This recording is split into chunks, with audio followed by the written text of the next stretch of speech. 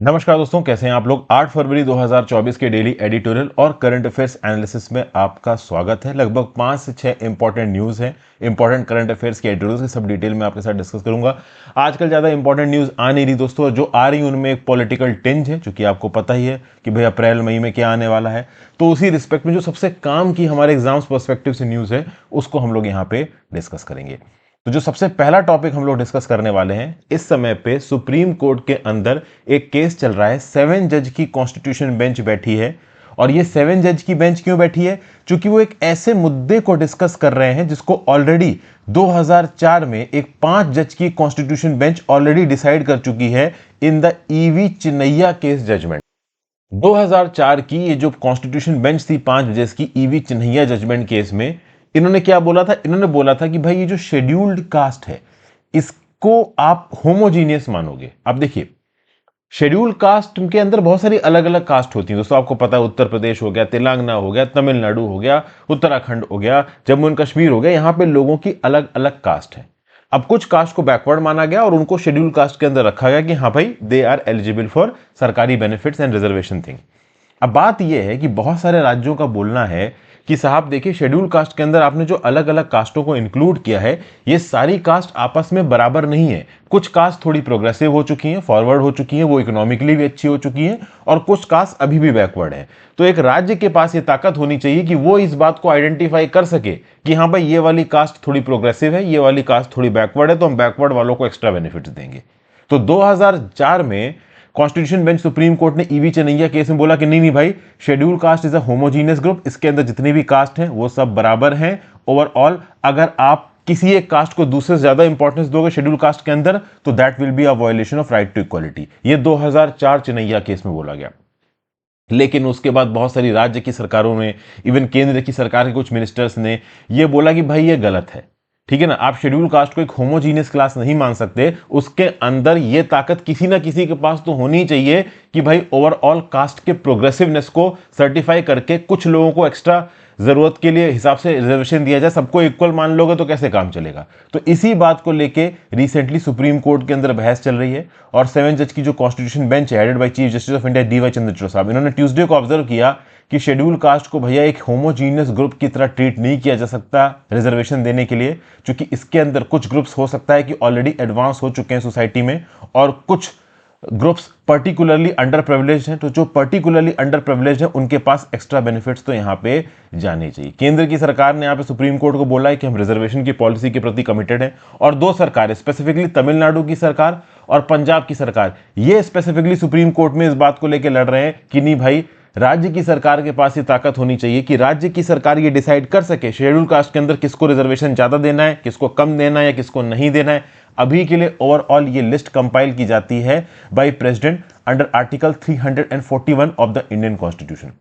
और प्रेसिडेंट जिसको इस पर्टिकुलर लिस्ट के अंदर रख देता है, हालांकि प्रेसिडेंट अपने दिमाग से नहीं रखता, पीछे से उसको केंद्र की सरकार बताती है, तो वही ऑल इंडिया बेसिस पे अप्लाई हो जाएगा। ये नहीं चल पाएगा। ओवरऑल राज्य की सरकार के पास ये ताकत होनी चाहिए कि शेड्यूल कास्ट कैटेगरी के अंदर कौन सी पर्टिकुलर कास्ट को ज्यादा इंपॉर्टेंस देनी है, कौन से को कम देनी है। तमिलनाडु की तो सरकार ने बोला कि इसी पर्टिकुलर पॉइंट पे उन्होंने तमिलनाडु अरुणाथथियार स्पेशल रिजर्वेशन एक्ट 2009 लेके आए थे, जिसके थ्रू प्रेफरेंशियल रिजर्वेशन दिया गया था अरुणथथियार कम्युनिटी को, जो कि तमिलनाडु के अंदर एक हिस्टोरिकली ऑप्रेस्ड क्लास है। तो ये बहस इस समय पे चल रही है दोस्तों यहाँ पे। अब ओवरऑल अगर आप यहाँ पे कपिल सिब्बल साहब क्या सबमिट कर रहे हैं, कपिल सिब्बल साहब सबमिट कर रहे हैं कि जैसे कास्ट में अगर आप सपेरा, स्नेक चार्मर, बाजीगर, एक्रोबैट, बातवाल, वॉचमैन, तो इस प्रकार से भी कास्ट वगैरह के नाम लिखे हुए हैं। तो ओवरऑल कास्ट के नामों से पता चल जाता है कि हर पर्टिकुलर ग्रुप के पास इक्वल एक्सेस नहीं होगा बेनिफिट्स का, ओवरऑल प्रिविलेजेस का। कुछ लोग ज्यादा अंडर प्रिविलेज होंगे, कुछ लोग ऑलरेडी एडवांस कर चुके होंगे, तो सबको सिमिलर नहीं माना जा सकता। यहाँ पे राज्य की सरकार को ताकत मिलनी चाहिए कि भाई वो ओवरऑल अपने हिसाब से जिसको ज्यादा बेनिफिट देना चाहे ज्यादा बेनिफिट दे, और जिसको कम बेनिफिट देना चाहे कम बेनिफिट दे।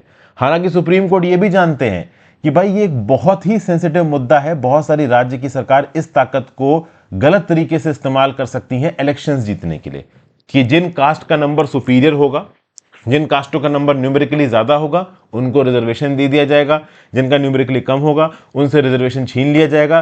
तो भैया अगले इलेक्शंस में बेनिफिट मिल सकता है सरकार को। तो इन सब पॉइंट्स को ध्यान में रखते हुए सुप्रीम कोर्ट को एक जजमेंट देना है। तो 7 जज की बेंच बैठी हुई है, हम बस इंतजार करेंगे कि क्या जजमेंट यहां पे निकल के आता है। मोस्ट प्रॉब्ली अभी के लिए तो ऐसा लग रहा है कि वो जजमेंट 2004 की जो कॉन्स्टिट्यूशन बेंच की जजमेंट आई थी उसके अगेंस्ट होगा। तो अपने नोट्स में ये 2004 का कॉन्स्टिट्यूशन बेंच जजमेंट ईवी चन्नैया, इसके पॉइंट्स को इंक्लूड कर लीजिएगा, मैंने अभी पहले आपको बताए हैं। और उसके अगेंस्ट जब नई सुप्रीम कोर्ट की बेंच का जजमेंट आएगा वो तो मैं आपको बताऊंगा ही बताऊंगा।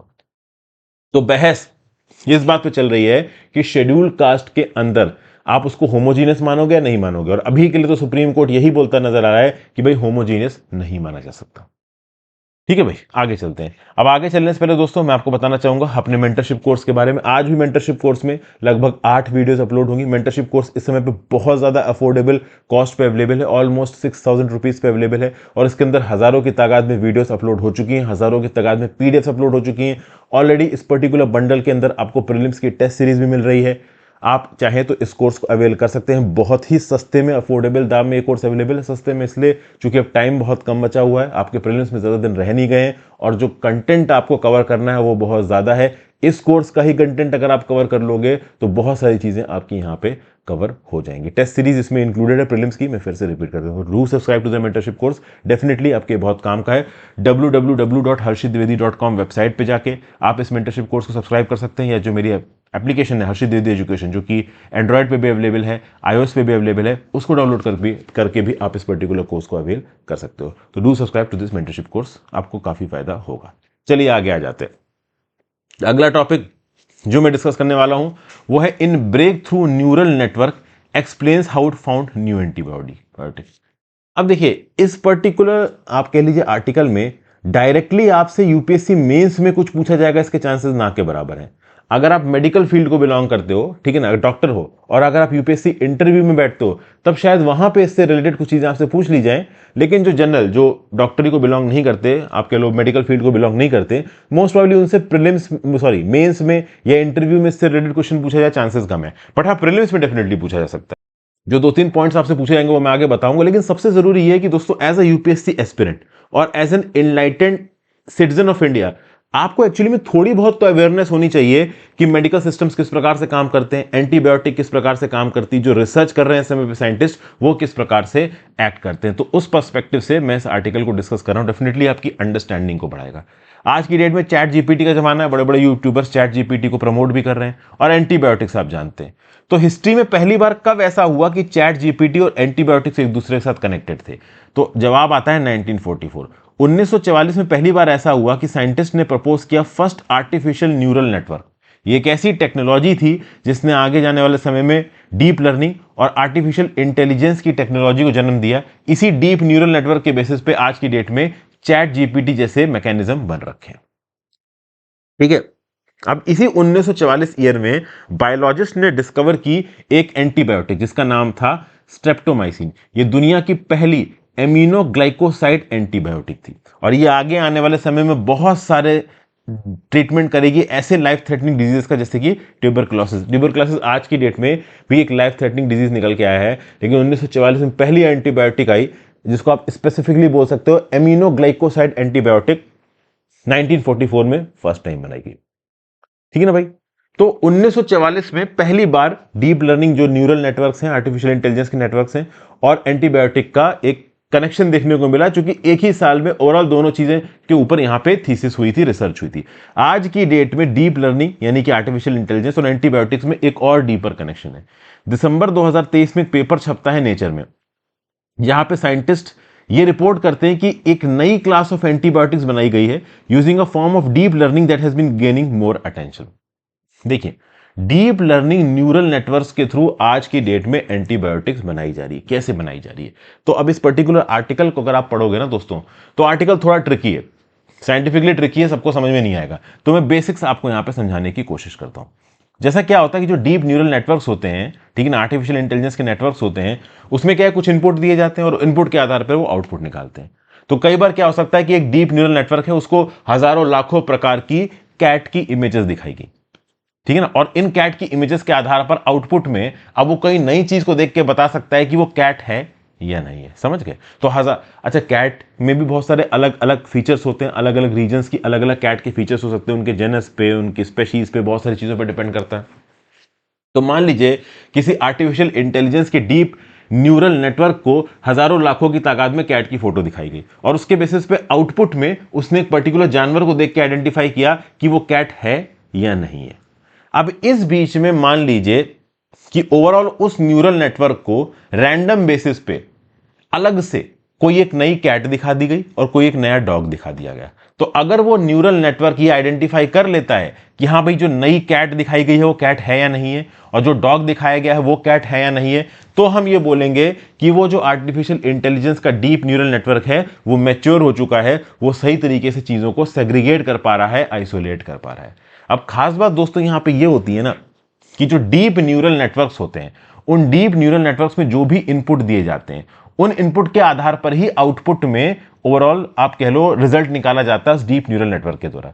लेकिन कई बार ऐसा होता है कि आर्टिफिशियल इंटेलिजेंस के ये जो डीप न्यूरल नेटवर्क वाले सिस्टम है वो ये नहीं समझ पाते हैं कि जो लाखों की तादाद में उसको इनपुट दिया था, उस इनपुट के कौन से सब स्ट्रक्चर से वो आउटपुट निकाला गया है। ये जो नया एंटीबायोटिक यहां पे डेवलप किया जा रहा है, इसमें साइंटिस्ट रिसर्चर्स का यही बोलना है कि स्पेसिफिकली यहां पे साइंटिस्ट रिसर्चर्स को यह पता चल जाएगा कि कौन से इनपुट के सब स्ट्रक्चर के आधार पर आउटपुट का रिजल्ट निकाला जा रहा है।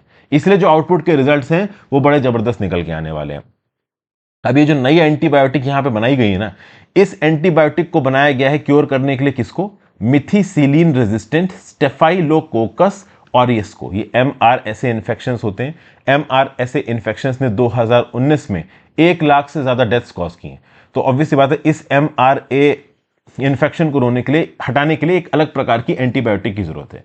अब यहां पे ऑथर ये भी बोल रहा है कि ये एंटीबायोटिक बड़ी जबरदस्त है, क्योंकि last known structural class of antibiotics 2000 में बने थे और उसके बाद अब नई स्ट्रक्चरल क्लास ऑफ एंटीबायोटिक्स बन रही है और एक नए प्रकार के deep neural network of deep learning के ऊपर बन रही है। तो ये सब बातें यहां पे बताई गई हैं, समझ गए? तो बेसिकली जो नए रिसर्चर्स हैं वो ओवरऑल ये बोल रहे हैं कि MRSA इन्फेक्शंस को ये नई स्ट्रक्चर ऑफ एंटीबायोटिक्स हटा सकता है, जो कि इस नई स्ट्रक्चर ऑफ एंटीबायोटिक्स में जो डीप लर्निंग न्यूरल नेटवर्क्स की टेक्नोलॉजी इस्तेमाल की है, वो न्यूरल नेटवर्क ये आइडेंटिफाई कर पाएगा कि कौन से स्पेसिफिक इनपुट के सब स्ट्रक्चर के आधार पर ये आउटपुट रिजल्ट निकाला जा रहा है। तो उसको एक्सेसिवली यहां पे वेरीफाई भी किया जा सकता है, ठीक ना? अब इसमें और बहुत सारी चीजें बताई गई हैं कि कैसे आपके फेलिक्स वोंग जो कि रिसर्चर हैं बॉर्ड इंस्टीट्यूट में, लीड पेपर हैं, वो लीड ऑथर हैं इस पेपर के जिसमें ये सब चीज़ें छपी हैं, वो बोल रहे हैं कि कैसे 39,000 कंपाउंड्स को उनकी एबिलिटी के लिए देखा गया, कौन कौन से कंपाउंड्स खतरनाक थे ओवरऑल, जैसे कि ग्राफ न्यूरल नेटवर्क बनाया गया, ग्राफ न्यूरल नेटवर्क में नोड्स फिर एजेस। तो इतना डीप साइंटिफिक रिसर्च में आपको जाने की ज़रूरत नहीं। इस प्रकार के आर्टिकल्स में अक्सर कर जो स्टूडेंट्स होते हैं वो कभी कभी फंस जाते हैं। देखिए, कोई मेडिसिन का स्टूडेंट है जो एंटीबायोटिक्स डिपार्टमेंट में ही काम करता है, ओवरऑल मेडिकल फॉर्मुलेशंस की डिपार्टमेंट में ही काम करता है, उसको तो ये सब चीज़ें बिल्कुल ऑन टोज रटी होंगी, क्योंकि वो डेली की बेसिस पे चीज़ें प्रैक्टिस करता होगा। But as a general individual हम उतना डिटेल में इस प्रकार की चीज़ों में नहीं एंट्री मारते हैं, ठीक है ना? इस प्रकार की चीज़ों की रिसर्च होती रहती है रीजन बिंग। फॉर एग्जाम्पल अगर आप देखो तो वैनकोमाइसिन रेजिस्टेंस एंटेरोकॉकी ये एक ऐसा बैक्टीरिया है जिसके चलते यूएस में 2017 में 5400 से ज़्यादा डेथ्स हुई। तो अब इनसे रिलेटेड ओवरऑल एंटीबायोटिक्स की जो थीसिस है, थ्योरी है, एनालिसिस है, वो चलती रहती है। तो उसी के रिस्पेक्ट में ओवरऑल किस प्रकार से थीसिस और स्टडी और रिसर्च कंडक्ट की जाती है, किस प्रकार से नए एंटीबायोटिक्स बनाए जाते हैं, उन एंटीबायोटिक्स की एफिशिएंसी को कौन से मैकेनिज्म के आधार पर एसेस किया जाता है, इसको लेके ये आर्टिकल था, ठीक है? आगे चलते हैं। म्यूजिक विदाउट बॉर्डर्स, यहां पे ग्रामी अवार्ड्स के बारे में बात की जा रही है। तो भैया 66th एनुअल ग्रामी अवार्ड्स संडे को यहां पे अनाउंस हुए, जहां पे आइकॉनिक सिंगर सॉन्ग राइटर जोनी मिटचेल और ट्रेसी चैपमैन को ओवरऑल अवार्ड वगैरह मिला। इन्होंने स्टेज पे आके म्यूजिक गाया। तो 80 ईयर ओल्ड जो मिटचेल थी, इनको लाइफ थ्रेटनिंग एन्यूरिज्म डिटेक्ट हुआ था, तो इन्होंने अपना 1968 का सॉन्ग बोथ साइड्स नाउ को यहाँ पे परफॉर्म किया। ट्रेसी चैपमैन जो कि 59 की हैं, वो अपने गिटार के साथ, और ल्यूक कॉम्स जो कि उनके साथ एकम्पनी करते हैं, उनके साथ आया, और फास्ट कार नाम का जो उनका क्लासिकल हिट था वो इन्होंने गाया, ठीक है ना? फिर बात ओवरऑल अगर आप देखो तो जो एनी लेनॉक्स थी, उन्होंने ट्रिब्यूट पे किया सिनेड ओ कॉनर को अपने haunting song nothing compares to you को गा के। फिर पीस फॉर यू, ये जो दुनिया भर में जंग चल रही है उसमें एक पीस लाने की भी डिमांड की इन लोगों ने अपना गाना वगैरह गा के। फिर हिस्पैनिक आर्टिस्ट, ब्लैक आर्टिस्ट और फीमेल आर्टिस्ट को भी यहाँ पे थोड़ा बहुत इनाम दिया गया है, जो कि इनको अक्सर कर इग्नोर कर दिया जाता था। तो बेसिकली अगर आप देखो तो जो स्विफ्टीज हैं, they were duly acknowledged by helping Taylor Swift make his history with her record-setting fourth album of the year award for Midnights। तो Midnights के लिए टेलर स्विफ्ट को अवार्ड मिला। ओके, इन्होंने Frank Sinatra, Steven Wonder, Paul Simon को हराया। ठीक है, तो छोटी मोटी चीज़ें आपको यहाँ पे याद रखनी है। इस पर्टिकुलर आप कह लो आर्टिकल में सबसे इंपॉर्टेंट आर्टिकल आपको ही पता है कि भाई इंडिया की तरफ से जो फ्यूजन बैंड है शक्ति, इसको बेस्ट ग्लोबल म्यूजिक एल्बम का अवार्ड मिला दिस मोमेंट के लिए। दिस मोमेंट नाम की स्टूडियो एल्बम इन्होंने 4 डेकेड्स बाद रिलीज की और इस पर्टिकुलर एल्बम के अंदर गिटारिस्ट जॉन मैक्लॉगिन पूरी दुनिया में फेमस और टेबल मास्टर तबला मास्टरो जाकिर हुसैन भी हैं। इसमें वोकलिस्ट शंकर महादेवन भी हैं, परक्यूनिस्ट वी सेल्वनागरेशन भी है, वॉयलिनिस्ट गणेश राजगोपालन भी है, तो इनको भी मिला है आपका ग्रैमी अवार्ड। जाकिर हुसैन को 2 और ग्रैमी अवार्ड मिले हैं, एक फ्लूटिस्ट राकेश चौरसिया के साथ मिला है, ठीक है, और राकेश चौरसिया के साथ 2 और परफॉर्मेंस थे, इनका जो गाना है पास्टो उसके लिए मिला है।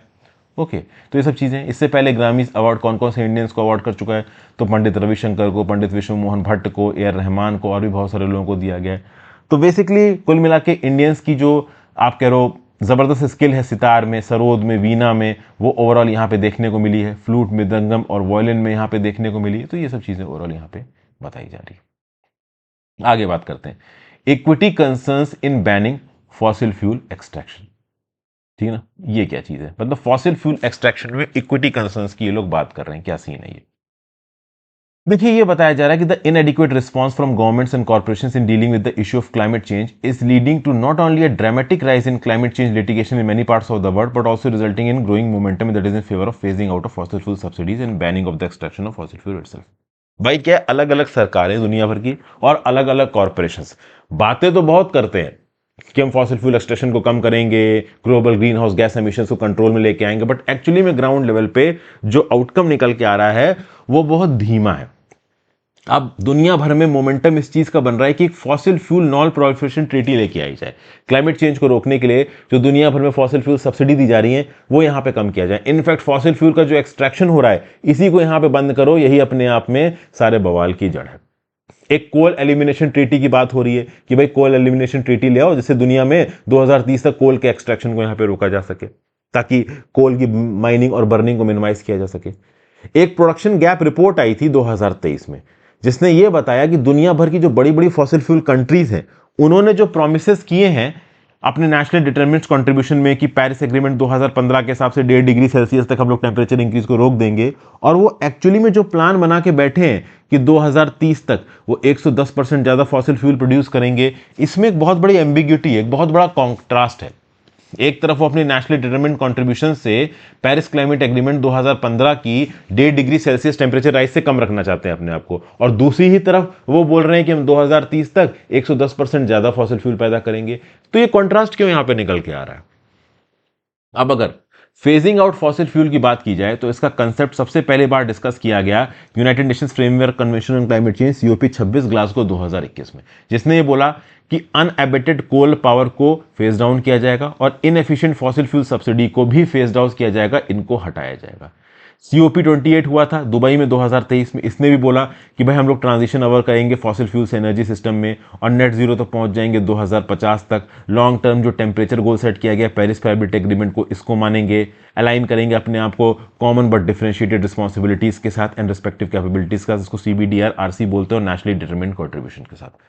बट ऑथर यहां पे ये बोल रहा है कि एक्चुअली में जो कंट्रीज यहां पे बोल रही हैं और जो एक्चुअली में कंट्रीज यहां पे कर रही हैं उसमें एक बहुत बड़ा फर्क है। देखिए, अगर आप United Nations framework convention on climate change की बात करो, UNFCCC की, क्योटो प्रोटोकॉल की बात करो, पेरिस एग्रीमेंट की बात करो, ये सब एम करते हैं at the reduction of greenhouse gases and removal by sinks in conformity with the CBDR-RC। ठीक है ना, common but differentiate responsibilities and respective capabilities.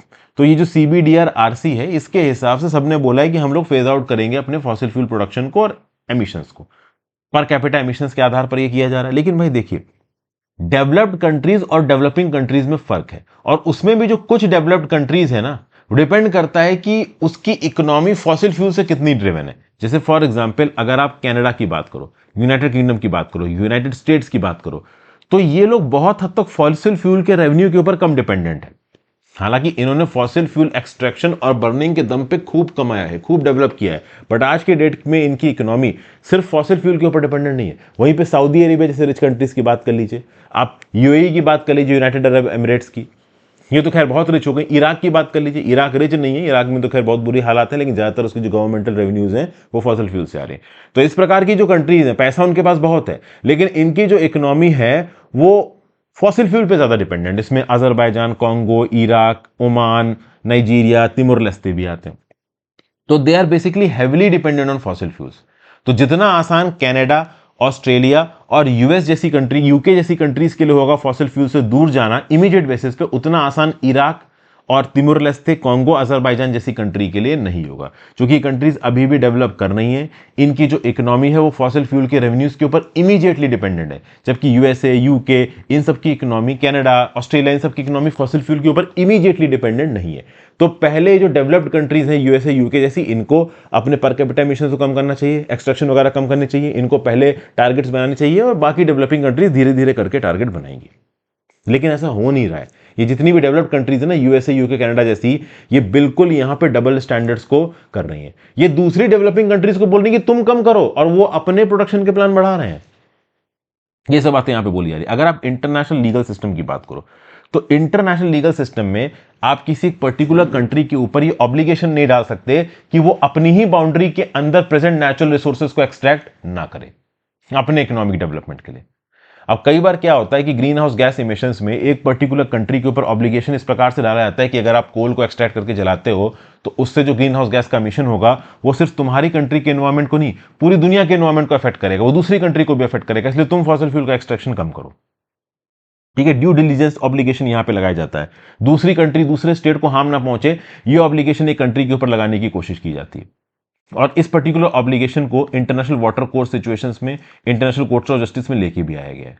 कई बार क्या हुआ है कि इंटरनेशनली ये बात हुई है कि इन्वायरमेंटल इंपैक्ट असेसमेंट को as a part of international law conduct कराना जरूरी है। इंडिया के अंदर भी अगर आप देखो तो फॉसिल फ्यूल के एक्सट्रैक्शन के जहां पे प्रोजेक्ट्स होते हैं, वहां पे जो वेस्ट के स्कॉलर्स हैं वो ये बोलने लगते हैं कि भाई आप इन्वायरमेंटल इंपैक्ट असेसमेंट करवाइए। छत्तीसगढ़, झारखंड, ओडिशा में जब भी माइनिंग की बात आती है तो भैया ये लोग बोलते हैं कि इन्वायरमेंटल इंपैक्ट असेसमेंट में आप ट्राइबल लोगों का इन्फॉर्म्ड कंसेंट लीजिए। इन वेस्ट के स्कॉलर्स को भी पता है कि इन्फॉर्म्ड कंसेंट मिल नहीं पाएगा, लोकल लेवल पर ट्राइबल लोग मना मतलब परमिशन देंगे नहीं, तो कैसे ना कैसे करके चीजों को रोकने की कोशिश करते हैं इस एनवायरमेंटल इंपैक्ट असेसमेंट की बेसिस पे।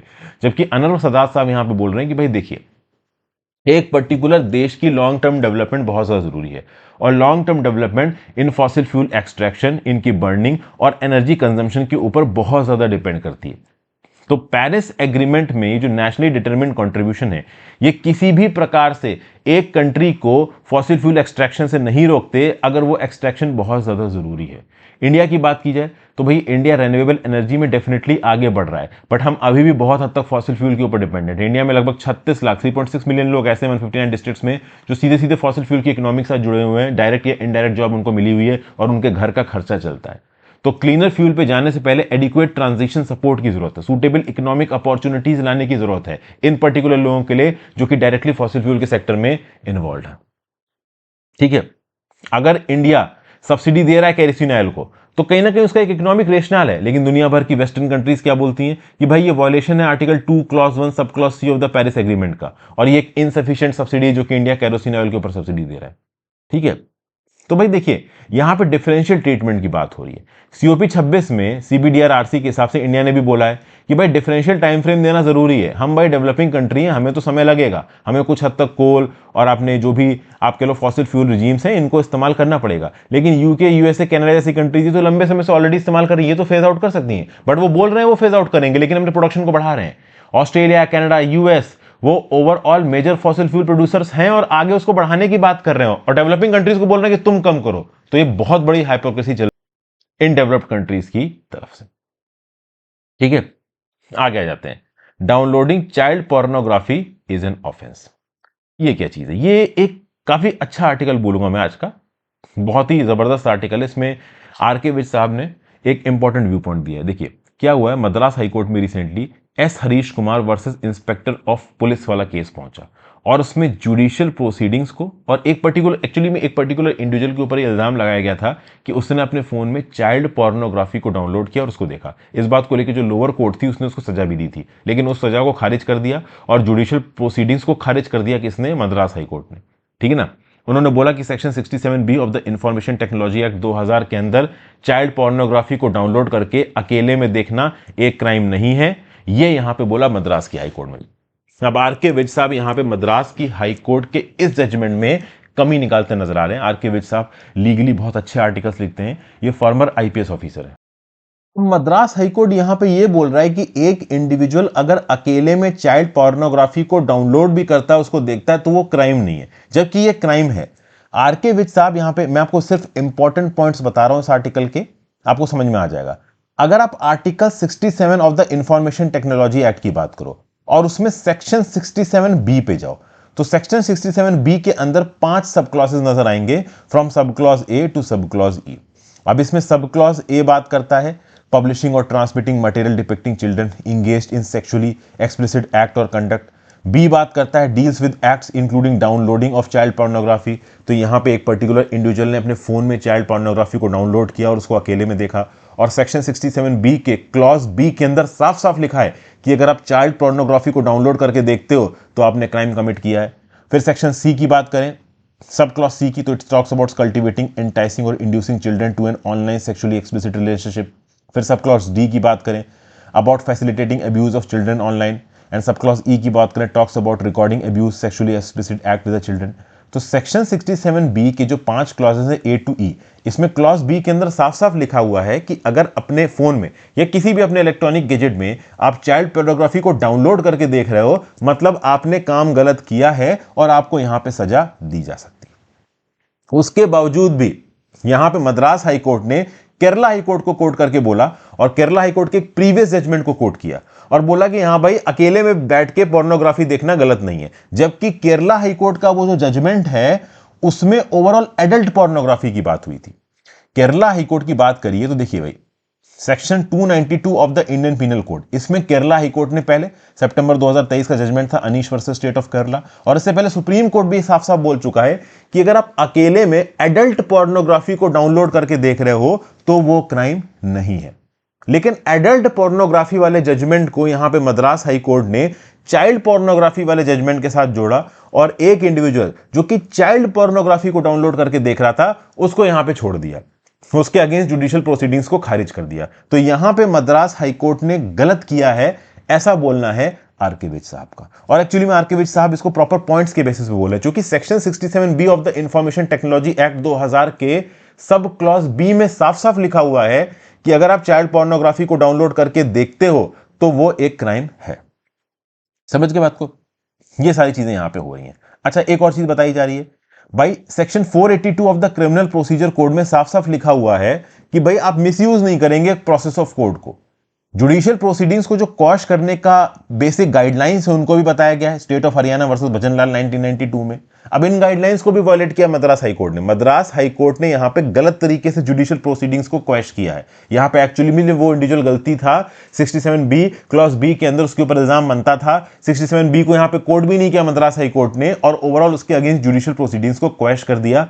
तो यहां पे ओवरऑल आरके विज साहब बोल रहे हैं तमिलनाडु की राज्य की सरकार को कि तुरंत इस पर्टिकुलर मद्रास हाईकोर्ट के जजमेंट को सुप्रीम कोर्ट में आप कंटेस्ट करिए, क्योंकि एक गलत प्रेसिडेंट को सेट कर रहा है। साफ साफ यहां पे बात बन रही है कि सेक्शन 67B के क्लॉज बी में साफ साफ लिखा हुआ है कि अगर आप चाइल्ड पोर्नोग्राफी से रिलेटेड चीजों को डाउनलोड करके देखते हो, मतलब आपने यहां पे इल्जाम किया है। अब देखिए, यहां पे मद्रास हाईकोर्ट ने 2 और चीजों को जोड़ दिया है। एक तो section 14 of the POCSO act, एक तो section 15 of the POCSO act, protection of children from sexual offences act. Section 14 of the POCSO act ये बोलता है कि अगर आपने किसी चाइल्ड या चिल्ड्रन का इस्तेमाल किया है पोर्नोग्राफिक पर्पसेस के लिए, ठीक है ना, या आप ही वहां पे वीडियो बनवा रहे हो, या फिर सेक्शन 15 के अंदर अगर आपके पास कोई चाइल्ड पोर्नोग्राफिक मटेरियल है और आप उसको बेच खरीद रहे हो कॉमर्शियल पर्पसेस के लिए, तो 14 और 15 यहां पे प्ले में आ जाता है। अब ऑब्वियस सी बात है, कोई इंडिविजुअल चाइल्ड पोर्नोग्राफी को डाउनलोड करके अकेले में देख रहा है तो ये बात तो क्लियर है कि उसने section 14 of the POCSO act और section 15 of the POCSO act को तो वायलेट नहीं किया है। बट इसका मतलब ये नहीं है कि उसने section 67B of the IT act को वायलेट नहीं किया। Section 67B of the IT act का यहां पे वायलेशन हुआ है। तो जरूरी यह है कि इस इंडिविजुअल को section 67B clause sub clause B के अंदर इसको सजा दी जाए, बट वो सजा इसको अभी के लिए दी नहीं जा रही। इसलिए मद्रास हाई कोर्ट ने जो जजमेंट खारिज किया है, ये मद्रास हाई कोर्ट ने गलत खारिज किया है। अब यहां पे एक और बहुत इंपॉर्टेंट पॉइंट बता रहे हैं आरके विज साहब। देखिए क्या है कि जो हमारा नेशनल क्राइम रिकॉर्ड्स ब्यूरो है, मिनिस्ट्री ऑफ होम अफेयर्स के अंदर काम करता है, इसने एक एग्रीमेंट कर रखा है American national centre for missing and exploited children के लिए। तो दुनिया भर में कहीं पे भी अगर कोई चाइल्ड पोर्नोग्राफी से रिलेटेड वीडियो देखी जा रही है, और अगर वो वीडियो इंडिया, अब देखिए ये जो American national centre for missing exploited children है तो पूरे पैन इंटरनेशनल बेसिस पर ऑपरेट करता है, अमेरिका के अंदर इसका सेंटर होगा। अब मान लीजिए अमेरिका के अंदर ओवरऑल कोई चाइल्ड पोर्नोग्राफी की वीडियो देख रहा है, और अमेरिका के सर्वर में पता चल जाएगा वो वीडियो कहां अपलोड हुई, मान लो इंडिया के अंदर से अपलोड हुई है, तो American national centre for missing and exploited children तुरंत इंफॉर्मेशन देगा नेशनल क्राइम रिकॉर्ड ब्यूरो को कि भाई इस आईपी एड्रेस से इंडिया के अंदर ये पर्टिकुलर चाइल्ड पोर्नोग्राफी की वीडियो अपलोड हुई है, आप कल्प्रिट्स को पकड़ो। तो तुरंत यहां पे कल्प्रिट्स को पकड़ा जाएगा, तुरंत जियो टैग किया जाएगा साइबर टिपलाइन की रिपोर्ट में, और कौन यहां पे फैला रहा है सेक्सुअल अब्यूज मटेरियल उसको ट्रैक किया जाएगा। तो इंटरनेशनली यहां पे जो टर्मिनोलॉजी इस्तेमाल की जाती है वो है CSAM, मतलब चाइल्ड सेक्सुअल अब्यूज मटेरियल। तो इंडिया के अंदर ये जो टर्म चाइल्ड पोर्नोग्राफी इस्तेमाल की गई ना, तो पॉक्सो एक्ट के अंदर और IT एक्ट के अंदर चाइल्ड पोर्नोग्राफी के बजाय CSAM इस्तेमाल करना ज्यादा एप्रोप्रिएट होगा। तब जो कंफ्यूजन है ना सेक्शन 67B में और सेक्शन 14 और 15 ऑफ द पॉक्सो एक्ट में, इसको हम क्लियर कर पाएंगे। क्योंकि सेक्शन 14 और 15 ऑफ द पॉक्सो एक्ट में यह लिखा है कि अगर आप चाइल्ड पोर्नोग्राफी में इन्वॉल्व हो रहे हो खुद सीधे सीधे बनाने में, या फिर आपके पास वो मटेरियल उसको खरीद बेच रहे हो, तब आपको प्रोसिक्यूट किया जाएगा। तो ऑब्वियसली बात है 14-15 में आप अकेले में बैठ के देख रहे हो तो आप प्रोसिक्यूट नहीं होगे, लेकिन सेक्शन 67B के सब क्लॉज B में जरूर प्रोसिक्यूट हो जाओगे। तो यहां पे मद्रास हाई कोर्ट ने सेक्शन 67B को कोट ही नहीं किया और सेक्शन 14-15 में सही नहीं बैठ रहा था, तो यहां पे जुडिशियल प्रोसीडिंग ही बंद कर दी और एक इंडिविजुअल को बचा दिया। ये गलत है। तो अगर कोई अकेले में बैठ के ओवरऑल चाइल्ड पोर्नोग्राफी को देख भी रहा है, या फिर सेक्शन 67B के सब क्लॉज A से E जो कि यहां पे लिखा उसमें कहीं पे भी सेट बैठ रहा है, तो भाई उसको सजा मिलनी चाहिए। ये बात यहां पे बताई गई, ठीक है। और फिर फाइनली यहां पे बात कर रहा है history of the Northern Island conflict. देखिए history of the Northern Island conflict को मैं बहुत जबरदस्त तरीके से एडिट करवा के वीडियो चैनल पे लेके आऊंगा, तो वहां पे आपको वीडियो देखने को मिल जाएगी। काफी ही एडिटेड फॉर्मेट में ये वीडियो आपको मिलेगी, अच्छी वीडियो मैं आपके लिए इसके लिए बना रहा हूं, so please wait for it. So thank you for watching friends. आज की इस पर्टिकुलर लेक्चर को खत्म करते हैं। आई होप आपको लेक्चर में मजा आया हो, इंटरेस्टिंग लगा हो लेक्चर में। लेक्चर को इंटरेस्टिंग बनाने की कोशिश करता हूं। Thank you for watching friends. Video को लाइक और शेयर कर दीजिएगा, ज्यादा से ज्यादा लोगों के साथ लेक्चर को शेयर करिएगा, और हो सके तो मेंटरशिप प्रोग्राम को सब्सक्राइब कर सकते हैं, बहुत ही सस्ता है और it is definitely useful for your preparation. Have a great day friends, goodbye, ध्यान रखिए।